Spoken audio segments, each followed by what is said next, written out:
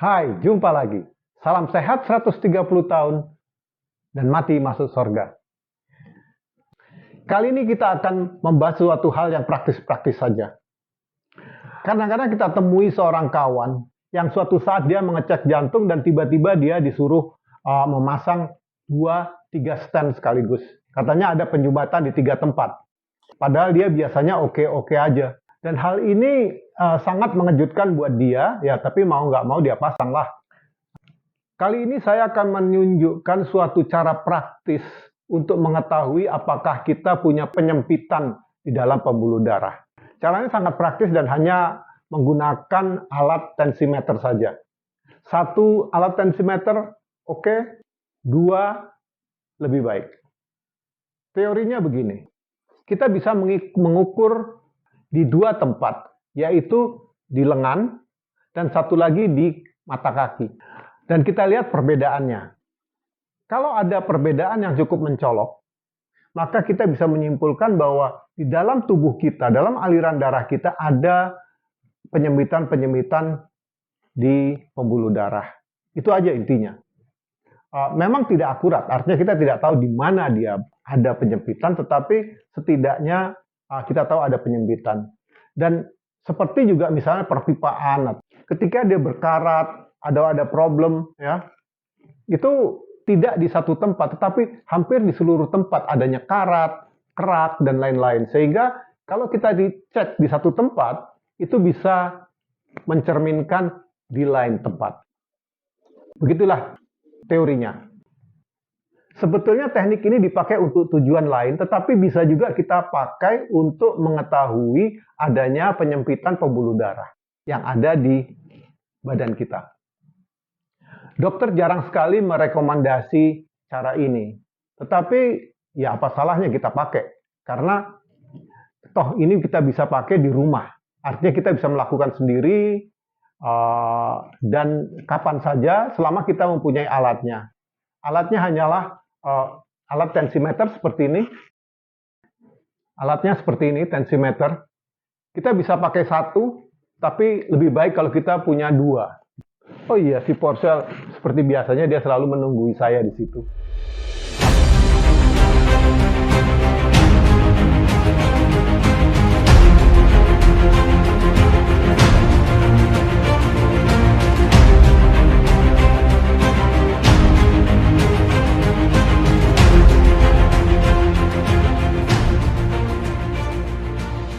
Oke, kita mulai saja. Tetapi sebelumnya, bagi mereka yang belum subscribe, tolong subscribe. Video ini akan sangat berguna sekali bagi mereka yang berumur di atas 30 tahun dan mempunyai pola diet yang buruk, seperti makan kebanyakan karbo, jarang sayur, suka ngemil, rokok, dan gemuk. Karena mereka ini adalah orang-orang yang mempunyai risiko untuk terkena penyempitan pembuluh darah. Oleh sebab itu, alangkah baiknya jika Anda bisa memforward video ini kepada rekan-rekan Anda yang mempunyai kriteria seperti di atas. Oke, sekarang kita masuk ke cara pengukurannya. Oke, kita akan mulai dengan pengukuran di lengan. Pertama, kita sisihkan lengan baju sehingga tidak ada halangan antara cuff dengan lengan. Ini bisa mempengaruhi pengukuran. Caranya begini. Oke, kita mau mengukur, pasang ini 1, ya. 1 ini dipasang di sini di lengan. Caranya kalau kita raba di sini, ya, kita raba di sekitar sini, itu ada denyut jantung. Jadi agak ke bawah sedikit. Kita pasangkan.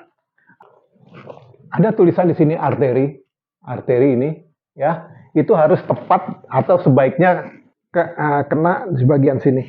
Dan kalau bisa kita tidak ada hambatan di sini. Jadi lengan harus disisingkan. Kita pasang di sini 1. Paling enak kalau kita punya 2. Di sini kita pasang 1 dan 1 lagi dipasang di pergelangan kaki.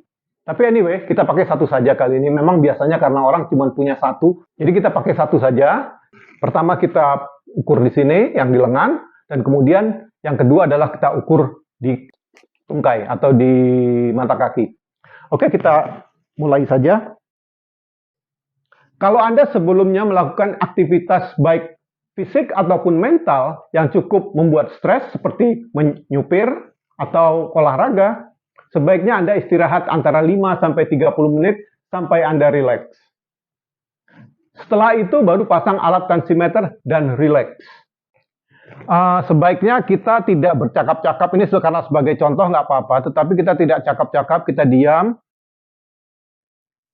kita atur napas sekitar 6 kali per menit, dan kita tenangkan pikiran, tidak bergerak, rileks.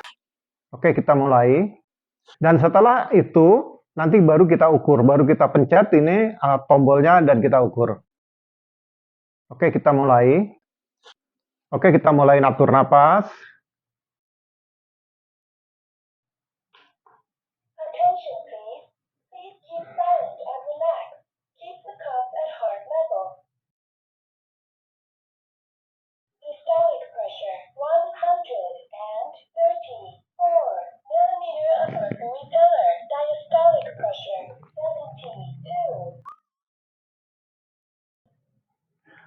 Pembacaan sistolik saya itu adalah 134. Ini agak terlalu tinggi karena biasanya saya itu 120 atau lebih rendah. Ini mungkin karena tadi agak bergerak-gerak terlalu banyak. Jadi saya akan coba atur nafas dulu, tenangkan pikiran, dan kita lihat kembali. Oke?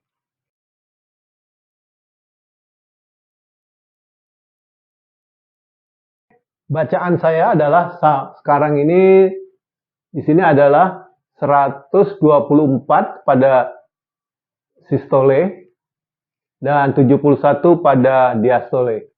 Sebetulnya saya bisa turun lagi sampai 115. Biasanya seperti itu. Untuk video ini saya hanya tunjukkan yang 124 ini. Setelah itu kita mengukur di kaki. Ini di bagian kaki ini, kalau kita raba di sini, ini ada denyut jantung. Jadi yang tadi tulisannya arteri di sini, kita harus pasang di sini. Nah, di sini. Itu terasa denyut jantungnya. Anda bisa rasakan jantungnya di sini.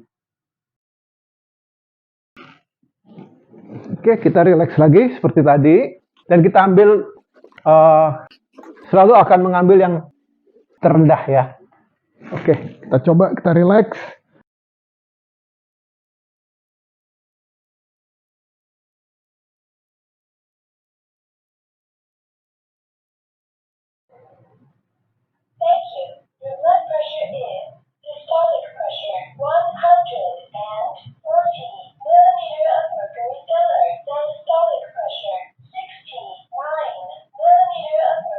Untuk di kaki, bacaan terendah saya adalah 140 untuk sistolis dan diastolisnya 168.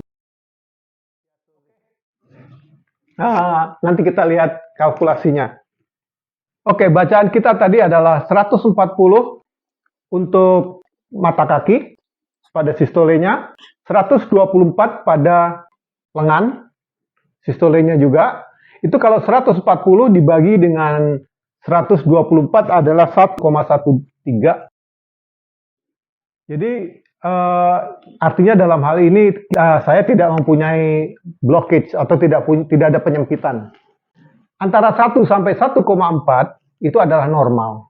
Tidak ada penyempitan. Antara 0,9 sampai 1 itu bisa diterima. Kalau antara 0,8 sampai 0,9 kemungkinan ada penyakit pembuluh darah arteri. Kalau di atas 1,4 itu mengindikasikan adanya pengerasan pembuluh darah atau penyempitan pembuluh darah atau kalsifikasi pengapuran pembuluh darah. Di situ kita harus waspada. Jadi oke lah kalau misalnya untuk saya 1,13 kita bisa melakukan hal ini, itu suka-suka kita, kapan saja untuk ngecek tiap hari atau tiap bulan, tiap minggu. Jadi kita tidak terlalu takut untuk dapat kejutan ketika kita periksa jantung. Jadi kalau ankle branchial index kita atau rasio antara pembacaan tekanan darah di mata kaki dengan yang di lengan itu kira-kira di atas 1,4, sebaiknya Anda pergi ke dokter spesialis jantung atau spesialis kardiovaskuler. Nanti mungkin Anda bisa ngecek pembuluh darah di sini namanya karotid ultrasonik, jadi pakai ultrasonik di sini dicek bagaimana apakah ada penebalan juga atau enggak, atau dengan cara-cara lain. Banyak cara-cara lain yang lebih spesifik dan lebih detail. Kalau yang saya tunjukkan di sini adalah suatu cara yang kita bisa lakukan tiap hari di rumah, suka-suka kita pada waktu senggang, ya. Oke, segitu dulu dari saya. Semoga semua ini bermanfaat. Andai kata Anda merasa bahwa informasi yang kami berikan di sini saat ini sangat berguna dan menarik, silahkan berbagi dengan teman-teman Anda yang lain. Mungkin juga mereka bisa memperoleh manfaat daripada video ini. Anyway, jadi kesimpulannya, Anda bisa melakukan cara ini sehingga Anda nantinya tidak perlu kaget kalau tiba-tiba ketika diperiksa oleh dokter, wow, Anda harus pasang tiga ring. Itu kan mengagetkan. Tapi dengan adanya cara ini, kita bisa cek setiap saat kita mau, dan kita tahu kondisi kita.